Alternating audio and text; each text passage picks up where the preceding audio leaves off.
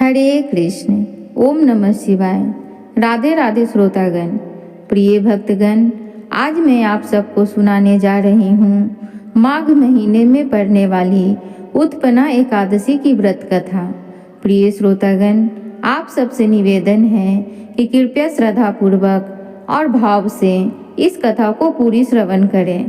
कहते हैं एकादशी व्रत की कथा सुनने मात्र से सभी पापों का नाश हो जाता है। तो प्रिय श्रोतागण, ज़्यादा समय न लेते हुए चलिए हम कथा को श्रवण करते हैं। मार्गशीर्ष माह की कृष्ण पक्ष की एकादशी तिथि को उत्पन्ना एकादशी के नाम से जाना जाता है। ऐसी मान्यता है कि इस व्रत को करने से व्यक्ति को पिछले जन्म के सभी पापों से मुक्ति मिल जाती है। उत्पन्ना एकादशी का व्रत करने वालों को इस कथा का पाठ जरूर करना चाहिए, तभी मिलता है व्रत का पूरा फल।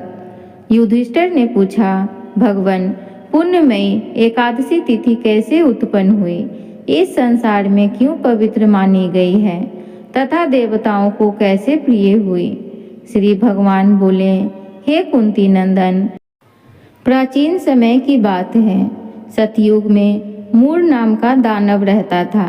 वह बड़ा ही अद्भुत, अत्यंत रौद्र तथा संपूर्ण देवताओं के लिए भयंकर था। उस काल रूपधारी दुर्मात्मा महासुर ने इंद्र को भी जीत लिया था। संपूर्ण देवता उससे परास्त होकर स्वर्ग से निकाले जा चुके थे और शंकित तथा भयभीत होकर पृथ्वी पर विचरा करते थे। एक दिन सब देवता महादेव जी के पास गए। वहां इंद्र ने भगवान शिव के आगे सारा हाल कह सुनाया। इंद्र बोले, महेश्वर, ये देवता स्वर्ग लोक से भ्रष्ट होकर पृथ्वी पर विचर रहे हैं। मनुष्यों में रहकर इनकी शोभा नहीं होती। देव, कोई उपाय बताइए। देवता किसका सहारा लें? महादेव जी ने कहा, हे देवराज इंद्र, जहाँ सबको शरण देने वाले, सबकी रक्षा में तत्पर रहने वाले, जगत के शरण देने वाले, सबकी रक्षाएं तत्पर रहने वाले, जगत के स्वामी भगवान गरुड़ ध्वज विराजमान हैं, वहाँ जाओ, वे तुम लोगों की रक्षा करेंगे। भगवान श्री कृष्ण कहते हैं, हे युधिष्ठिर, महादेव जी की बात सुनकर परम बुद्धिमान देवराज इंद्र संपूर्ण देवताओं के साथ वहाँ गए। भगवान गदाधर क्षीर सागर में जल में सो रहे थे। उनका दर्शन करके इंद्र ने हाथ जोड़कर स्तुति आरंभ की। इंद्र बोले, हे देवेश्वर, आपको नमस्कार है। रक्षा कीजिए, रक्षा कीजिए। दानवों का विनाश करने वाले कमल नयन, हमारी रक्षा कीजिए। हे प्रभु, हम सब लोग आपके समीप आए हैं। हे भगवान, हम सभी देवता आपकी शरण में आ पड़े हैं। शरण में आए हुए देवताओं की सहायता कीजिए। हे देव, आप ही पति, आप ही मति, आप ही कर्ता और आप ही कारण हैं। आप ही सब लोगों की माता और आप ही इस जगत के पिता हैं। हे भगवान, हे देवेश्वर, देवता भयभीत होकर आपकी शरण में आए हैं। हे प्रभु, अत्यंत उग्र स्वभाव वाले महाबली मूर नाम के दैत्य ने संपूर्ण तूर देवताओं को जीतकर इन्हें स्वर्ग से निकाल दिया है। इंद्र की बात सुनकर भगवान विष्णु बोले, हे देवराज इंद्र, वह दानव कैसा है, उसका रूप और बल कैसा है तथा उस दुष्ट के रहने का स्थान कहाँ है। इंद्र बोले, हे देवेश्वर, पूर्व काल में ब्रह्मा जी के वंश में ताल जढ़क नाम का एक महान असुर उत्पन्न हुआ था, जो अत्यंत भयंकर था। उसका पुत्र मूर नाम के दानव से विख्यात हुआ। वह भी अत्यंत उत्कट महापराक्रमी और देवताओं के लिए भयंकर है। चंद्रावती नाम से प्रसिद्ध एक नगरी है, उसी में स्थान बनाकर वह निवास करता है। उस दैत्य ने समस्त देवताओं को परास्त करके स्वर्गलोक से बाहर कर दिया है। उसने दूसरे ही इंद्र को स्वर्ग के सिंहासन पर बैठाया हुआ है। अग्नि, चंद्रमा, सूर्य, वायु तथा वरुण भी उसने दूसरे ही बनाए हैं। हे जनार्दन, मैं सभी बात आपको बता रहा हूँ। उसने सब कोई दूसरे ही कर लिए हैं। देवताओं को उसने प्रत्येक स्थान से वंचित कर दिया है। इंद्र का कथन सुनकर भगवान जनार्दन को बड़ा ही क्रोध हुआ। वे देवताओं को साथ लेकर चंद्रावतीपुरी में गए। देवता ने देखा दैत्यराज बारंबार गर्जना कर रहा है। उससे परास्त होकर संपूर्ण देवता 10 दिशाओं में भाग गए। अब वह दानव भगवान विष्णु को देखकर बोला, खड़ा रह, खड़ा रह। उसकी ललकार सुनकर भगवान के नेत्र क्रोध से लाल हो गए। वे बोले, अरे दुराचारी दानव, मेरी इन भुजाओं को देख। यह कहकर श्री विष्णु ने अपने दिव्य बाणों से सामने आए हुए दुष्ट दानवों को मारना आरंभ किया। दानव भय से विहुल हो उठे। हे पांडुनंदन, तत्पश्चात श्री विष्णु ने दैत्य सेना पर चक्र का प्रहार किया। उससे छिन्न भिन्न होकर सैकड़ों योद्धा मौत के मुख में चले गए। इसके बाद भगवान मधुसूदन बद्रिका आश्रम चले गए। वहाँ सिंहावतो नाम की गुफा थी जो 12 योजन लंबी थी। हे पांडुनंदन, उस गुफा में एक ही दरवाजा था। भगवान विष्णु उसी में सो रहे हैं। दानव मूर भगवान को मार डालने के उद्योग में लगा रहा था।